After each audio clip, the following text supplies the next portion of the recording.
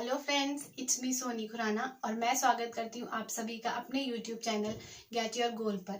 Friends, आज का हमारा सेशन है जो आज का हमारा सेशन होने वाला है वो बहुत इंपॉर्टेंट है, क्योंकि हर टीचिंग एग्जाम में इस टॉपिक से बहुत सारे क्वेश्चंस बनते हैं। फ्रेंड्स, टॉपिक क्या है? पर्यावरण और आनुवांशिकता का प्रभाव एक बच्चे पर, एक बालक के विकास पर क्या पड़ता है। देखिए, जो भी टीचिंग एग्जाम्स होते हैं उसमें जितने भी क्वेश्चंस आते हैं वो एक बच्चे को बेस रखकर, सेंटर रख के क्वेश्चंस आते हैं। उसमें ये क्वेश्चंस बहुत बार पूछे जाते हैं कि एक बच्चे के विकास पर पर्यावरण का क्या प्रभाव पड़ता है, या फिर उसके आनुवांशिकता का क्या प्रभाव पड़ता है, उसके जीन्स का क्या प्रभाव पड़ता है। तो आज हम उसी टॉपिक को पढ़ने वाले हैं। फ्रेंड्स, आज मेरी क्लास 3rd है।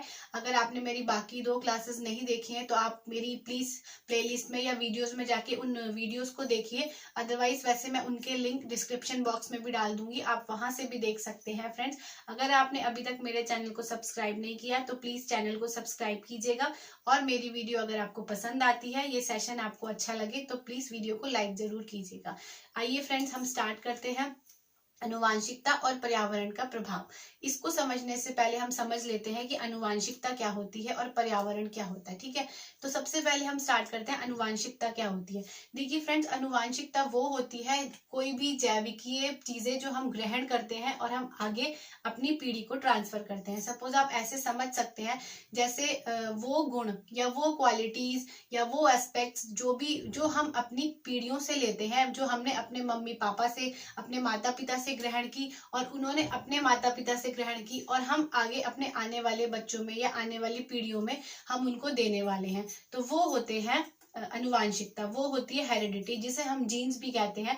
फ्रेंड्स, आप इसको ऐसे भी समझ सकते हैं कि देखिए, आनुवांशिकता वो जैविक की विशेषताएं हैं, वो जैविक विशेषताएं हैं। जैसे हमारा कद हो गया, हमारे बाल हो गए, हमारी आंखें हो गई, आंखों का रंग हो गया। फ्रेंड्स, वो सारी चीजें हमारी जीन्स के अंदर आती है, हमारे आनुवांशिकता के अंदर आती हैं। अब जैसे आप एक एग्जाम्पल से अच्छे से समझ सकते हैं, जैसे साउथ इंडिया के लोग, सॉरी साउथ अफ्रीका के लोग होते हैं। साउथ अफ्रीका के लोग आपने देखा होगा मोस्टली काले होते हैं, बहुत डार्क कॉम्प्लेक्शन के होते हैं। तो आगे से उनके बच्चे भी डार्क कॉम्प्लेक्शन के होते हैं। क्यों? क्योंकि उनके अंदर वो जीन्स है जो उनके माता पिता में जीन्स थे, आगे वो अपने बच्चों को जीन्स ट्रांसफर कर रहे हैं, तो वो भी काले हो रहे हैं। ठीक है ना। अब जैसे एक कभी आपने देखा होगा कोई माता है या कोई मदर है, उसके बाल करली हैं, तो आगे उसकी बेटियों के बाल भी करली हैं, या फिर उसके बेटों के बाल भी करली हैं। सेम ऐसे स्ट्रेट बाल हैं, या आंखें भूरी हैं तो आगे बच्चों की भी आंखें भूरी हैं। तो ये सारी चीजें क्या होती है, ये कहाँ से आती हैं? ये सारी चीजें जीन्स से आती हैं, जो हमारे पैदा होने से पहले से ही हमें मिल चुकी हैं।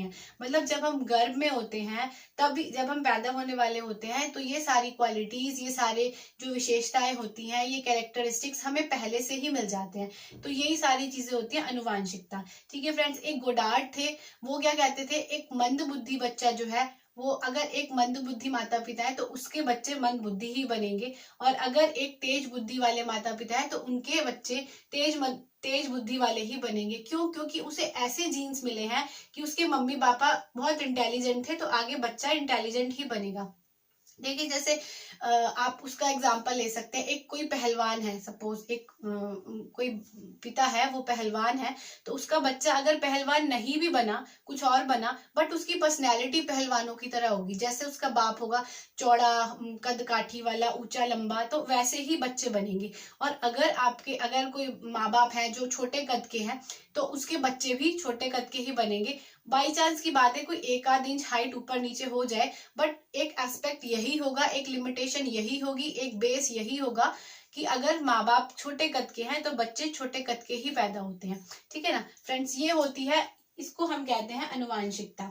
ठीक है, अब आप एक इसको ये बात भी समझ सकते हैं, मैं आपको जीन्स के बारे में बताती हूँ। ये भी क्वेश्चन आता है एग्जाम्स में, डायरेक्ट ऐसे ही पूछा जाता है। देखिए, हमारे अंदर जो जीन्स होते हैं, जो क्रोमोसोम्स होते हैं, जो गुणसूत्र होते हैं, जिसे हम गुणसूत्र में लिख देती हूँ, चलिए, जो गुणसूत्र होते हैं वो टोटल 46 होते हैं। ठीक है, 46 गुणसूत्र होते हैं, जो कि जोड़े में है, यानी कि 23 हैं।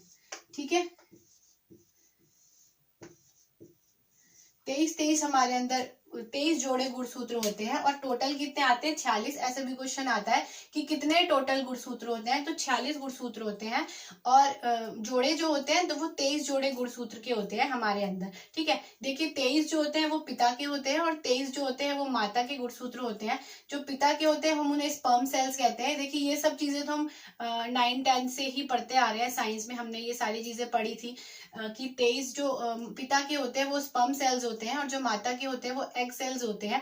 अब ये जो पिता होता है वो XY दोनों उसके अंदर से गुणसूत्र होते हैं उसके अंदर, और माता के अंदर XX होते हैं। अगर X और Y का कॉम्बिनेशन होता है फ्रेंड्स, अगर X और X का कॉम्बिनेशन होता है तो बेबी गर्ल होती है। ये चीज पढ़ी थी हमने साइंस में और ये पूछी जाती है यहाँ पर, मैं इसलिए बता रही हूँ। कई बार डायरेक्ट ऐसे भी क्वेश्चन पूछ लेता है कि एक गर्ल होने के लिए या बेबी गर्ल होने के लिए कौन से क्रोमोसोम्स होने चाहिए, तो XX होने चाहिए। और अगर XY का मैच होता है तो वो बेबी बॉय होता है। ठीक है फ्रेंड्स, ये वाला क्वेश्चन भी डायरेक्ट पूछा जाता है, इसे भी आप याद रखिएगा कि क्या पूछा जाता है। क्रोमोसोम देखिए 46 गुणसूत्र होते हैं टोटल, और जो कि जोड़े में होते हैं, यानी कि 23 जोड़े होते हैं। जोड़े पूछेगा तो आप 23 लगाएंगे, और अगर टोटल गुणसूत्र पूछेगा तो आप 46 लगाएंगे। और अगर पूछेगा बेबी बॉय के लिए तो वो XY क्रोमोसोम होगा, और अगर पूछेगा बेबी गर्ल के लिए तो वो XX क्रोमोसोम होगा फ्रेंड्स। ठीक है, ये तो हो गई हमारे अनुवांशिकता की बात। अब हम बात करते हैं इन्वायरमेंट की। फ्रेंड्स देखो इन्वायरमेंट क्या होता है, इन्वायरमेंट भी वही जो हम बचपन से पढ़ते आ रहे हैं, हमारे चारों ओर का वातावरण इन्वायरमेंट होता है। देखिए हमारे चारों ओर का इन्वायरमेंट जो होता है वो जीन्स के अलावा, जो हमारे अंदर जीन्स आ चुके हैं, जो हम पैदा हुए थे हमारे अंदर पहले से है, उसके अलावा जो भी आसपास का वातावरण होता है, चाहे वो हमारे घर का वातावरण हो, उसे हम आंतरिक वातावरण। देखिए पर्यावरण भी 2 प्रकार का आप मान सकते हैं, एक होता है आंतरिक वातावरण, दूसरा होता है बाह्य वातावरण। देखिए आंतरिक वातावरण क्या, जो आप उसको घर से ले सकते हैं, जो हमारे घर का वातावरण है हमारे पास, वो हो गया हमारा आंतरिक वातावरण। और बाह्य वातावरण हमारा वो है जो हमारे घर के बाहर है, चाहे वो हमारी रिलेटिव्स हो, चाहे हमारा नेबरहुड हो, चाहे वो हमारा स्कूल हो, चाहे वो हमारे फ्रेंड्स हो, तो वो सारा हमारा होता है पर्यावरण, यानी कि हमारा वातावरण। पर्यावरण वातावरण एक ही बात है, इसे नर्चर भी कहते हैं। नर्चर भी कहते हैं, क्या कहते हैं फ्रेंड्स, नर्चर। नर्चर का मतलब होता है पोषण। पोषण का मतलब खुराक, मतलब जो चीज हमें मिल रही है, जो हमें अपने बाकी इन्वायरमेंट से मिल रही है, वो होता है नर्चर, यानी कि वो होता है पर्यावरण हमारा। देखिए सपोज कई बार ऐसा, एक वॉटसन थे, वॉटसन क्या कहते थे, वो कहते थे मुझे एक बच्चा दे दो, कोई भी एक बच्चा, किसी भी माँ बाप की संतान एक बच्चा मुझे दे दो, और जो तुम कहोगे मैं उसे वो बना दूंगा। चोर कहोगे तो चोर बना दूंगा, अगर वैज्ञानिक कहोगे तो वैज्ञानिक बना दूंगा, डॉक्टर कहोगे तो डॉक्टर बना दूंगा। उनके अकॉर्डिंग जीन्स, उनको कोई वो जीन्स को इंपॉर्टेंस नहीं देते थे, वो कहते थे कि वातावरण ही सब कुछ है। अगर आप एक चोर का बच्चा मेरे पास लेके आओगे, मैं उसे ऐसा वातावरण दूंगा, ऐसा पढ़ाऊंगा, उसे ऐसी ऐसी मैं एटमोस्फेयर दूंगा एक्टिविटीज करने का, ऐसी एक्टिविटीज करेगा वो कि वो जो आप बनाना चाहते हो वो बन जाएगा। अगर आप चोर बनाना चाहोगे तो वो चोर बनेगा, डॉक्टर बनाना चाहोगे तो डॉक्टर बनेगा। तो नर्चर, तो फ्रेंड्स ये नर्चर हो गया हमारा एनवायरनमेंट। उसके अलावा नेचर, एक चीज होती है नेचर, जो कि है अनुवांशिकता। ठीक है, अनुवांशिकता को क्या कहते हैं, नेचर। देखिए फ्रेंड्स, अब नेचर है जो हमारा, जैसे कहते हैं ना प्रकृति, हमारी जो प्रकृति है हम उसको चेंज नहीं कर सकते। सपोज हमारी आंखों का रंग भूरा है तो हम उसे चेंज नहीं कर सकते। हमारी हाइट अगर मम्मी पापा की 5 फुट ही थी, मेरी भी हाइट 5 फुट ही है, तो हम उसे चेंज नहीं कर सकते। तो वो सारी चीजें क्या है, नेचर, प्रकृति, जो हम चेंज नहीं कर सकते। ये स्टैटिक होती है, ये स्थिर रहती है, यानी कि क्या चीज स्थिर रहती है, अनुवांशिकता जो है वो स्थिर रहती है। लेकिन जो नर्चर है, जो पर्यावरण है, वो डायनामिक है। डायनामिक मतलब चेंज होता रहता है। ठीक है फ्रेंड्स, ये चीज जो है, पर्यावरण चेंज होता रहता है बट अनुवांशिकता चेंज नहीं होती। पर्यावरण कैसे चेंज होता है, जैसे सपोज आप मान लीजिए आज आप इंडिया में रहते थे, कुछ सालों बाद ट्रांसफर हो गया, या किसी भी रीजन से, पढ़ने के रीजन से ही आप बाहर चले गए, आपका एनवायरनमेंट चेंज हो गया, आपको लोग अलग मिले, आपका माहौल अलग।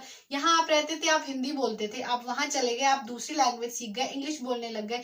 क्यों? क्योंकि आपका वातावरण चेंज हो गया। पर आपकी आंखों का रंग तो नहीं चेंज होगा ना आपकी हाइट बढ़ जाएगी वहां जाकर, ना आपके बाल अलग हो जाएंगे वहां जाकर। हाँ, बट आपका पर्यावरण चेंज हो गया तो आपका जो आपका पोषण था, जो आपकी चीजें थी, जो आपको इन्वायरमेंट मिल रहा था आसपास का, वो बदल गया। उससे आपका व्यक्तित्व चेंज हो सकता है कि जो आप पहले थे अब वो नहीं रहे। या मान लीजिए एक बच्चा है, वो 10th क्लास तक बहुत अच्छी संगति में रहा, अच्छे लोगों के साथ रहा, अच्छे बच्चों के साथ रहा, किसी कारणवश उसके मम्मी पापा की डेथ हो गई या फिर वो दूसरे स्कूल में चला गया, बेकार स्कूल में चला गया, जैसे कोई ऐसा स्कूल जिसमें अच्छा एटमॉस्फेयर उसे नहीं मिला, बच्चे उसे अच्छे नहीं मिले, तो उसमें वो वाली क्वालिटीज धीरे धीरे, जो पहले उसके अंदर क्वालिटीज थी वो खत्म होती जाएंगी। और जो दूसरे बच्चों के साथ, वो जिन बच्चों के साथ रह रहा है, वो उनके गुणों को एब्जॉर्ब करने लगेगा। या अगर वो गालियां देते हैं तो वो गालियां सीख जाएगा, अगर वो बुरे तरीके चोरी करते हैं तो वो चोरी करना सीख जाएगा, उसके अंदर वो चीजें आ जाएंगी, है ना। तो यही सारी चीजें क्या होती है, ये सारी चीजें होती है पर्यावरण।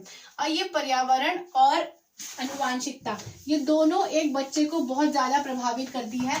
और इस चीज पर हमेशा एक मत नहीं है लोग, मतलब जितने भी व्यवहारवादी है या संरचनावादी या जितने भी साइकोलॉजिस्ट है, वो सारे लोग एक मत नहीं है। कोई कहता है अनुवांशिकता ज्यादा इंपॉर्टेंट है और कोई कहता है कि वो पर्यावरण ज्यादा इंपॉर्टेंट है। एक बच्चे के लिए अनुवांशिकता ज्यादा इंपॉर्टेंट है या पर्यावरण ज्यादा इंपॉर्टेंट है, ये हमेशा अभी भी मत है, एक मत नहीं है लोग। बट हाँ, ये है कि कुछ एस्पेक्ट्स में जो है, कुछ क्षेत्रों में पर्यावरण ज्यादा इंपॉर्टेंट होता है और कुछ में जीन्स। जैसे आप ऐसे लिख सकते हैं हाइट, ठीक है फ्रेंड्स, जैसे हो गया आपका हाइट, तो हाइट क्या है, अनुवांशिकता है। आईज का कलर क्या है, आई कलर हो गया। हेयर कलर हो गया, आपके हेयर का कलर क्या है, तो ये सब चीजें होती है अनुवांशिकता के ऊपर, अनुवांशिकता के ऊपर, हेरिडिटी के ऊपर। और दूसरा क्या है, एजुकेशन।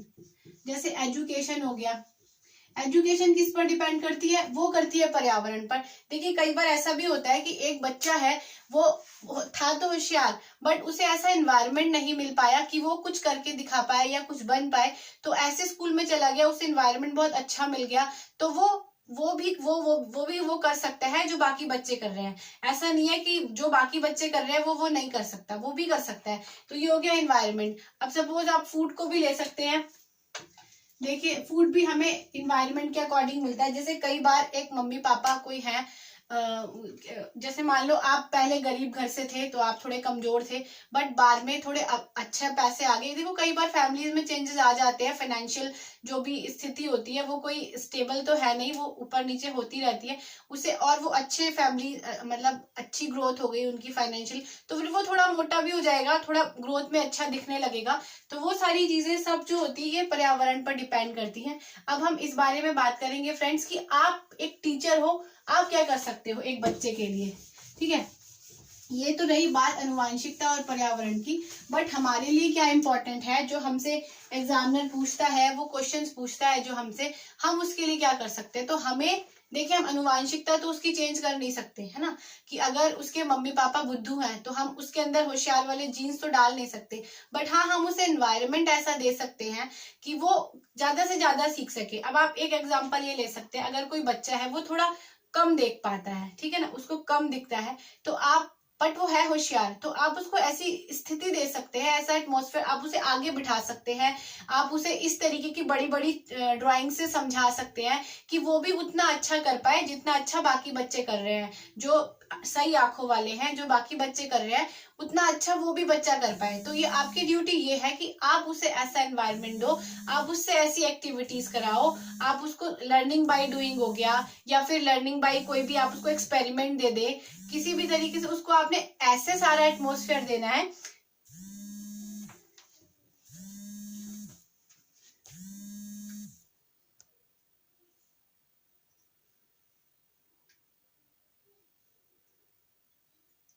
ये तो बात होगी फ्रेंड्स अनुवांशिकता और एनवायरनमेंट में, अनुवांशिकता और पर्यावरण का क्या प्रभाव हमारे ऊपर पड़ता है, एक बच्चे के विकास पर क्या प्रभाव पड़ता है। अब मैं बात करती हूँ कि आपकी क्या ड्यूटी है। देखिए सीटेट या जो भी यूटेट एग्जाम वाले हैं, मतलब एग्जाम में हमसे ये पूछा जाता है कि एक टीचर बनकर हम क्या कर सकते हैं उस बच्चे के लिए।